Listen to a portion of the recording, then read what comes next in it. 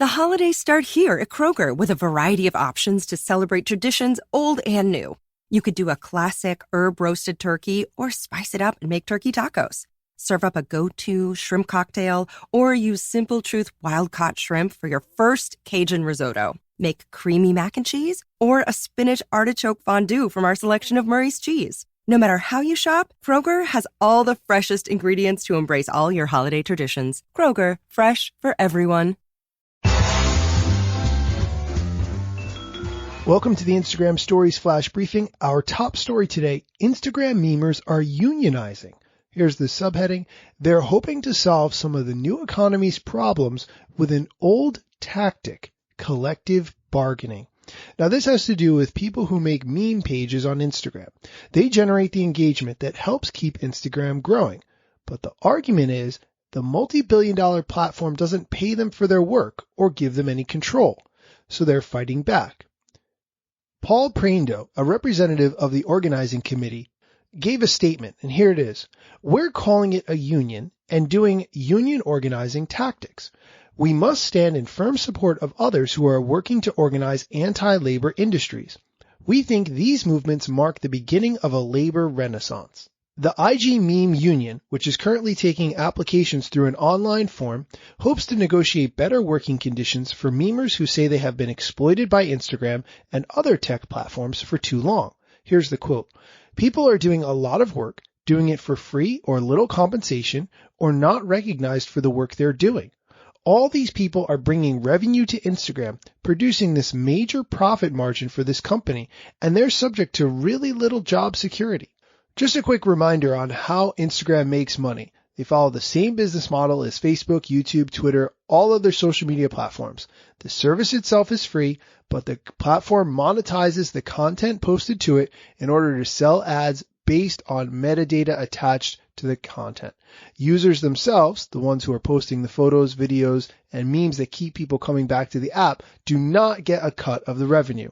Here's a quote from the same union spokesperson. We, as content creators, want to have worker protections.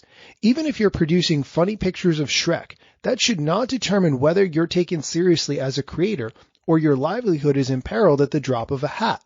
We are a meme union. The whole point of it is to work for protections for other content creators. Instagram declined to say explicitly on the record whether it supports the union. Instead, a company spokesperson offered this statement, "We're always listening to feedback from the community. We're happy to have the feedback so we can improve. Hearing these concerns is useful for us." So what does the meme union want?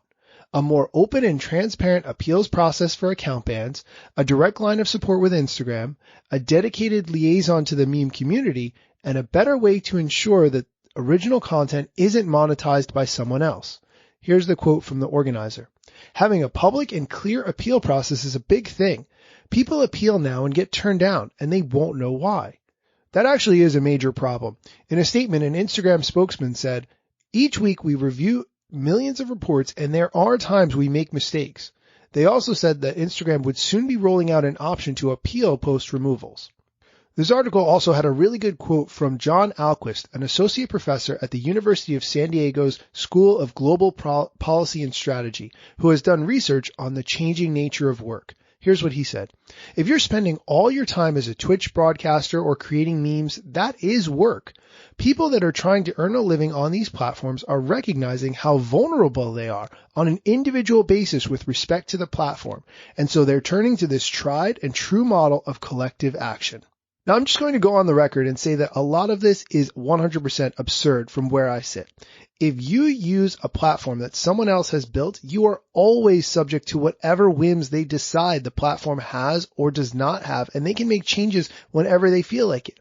If you don't like that particular model, you do not have to use the platform. What they give us in exchange for free is a platform to reach as many people as we humanly can for zero cost. There are going to be trade-offs with that. If you don't like it, that's fine. You don't have to use any of the platforms. You can use a website or some other social media platform that you think fits your criteria better. But in exchange for giving you a platform to get in front of eyeballs, there are costs involved. They may not be physical costs. They may be soft costs that you didn't take into account when setting up your particular page, but they still exist and you still have to keep those in mind.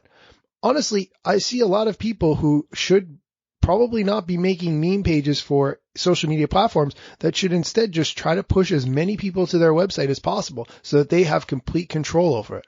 But ultimately, you make the decision what's best for you, your business, your lifestyle, or your employment, and you have to continue to evaluate those changes over time. Do you have opinions on this? Send me a direct message at Daniel Hill Media. I would love to hear from you. Thanks for listening.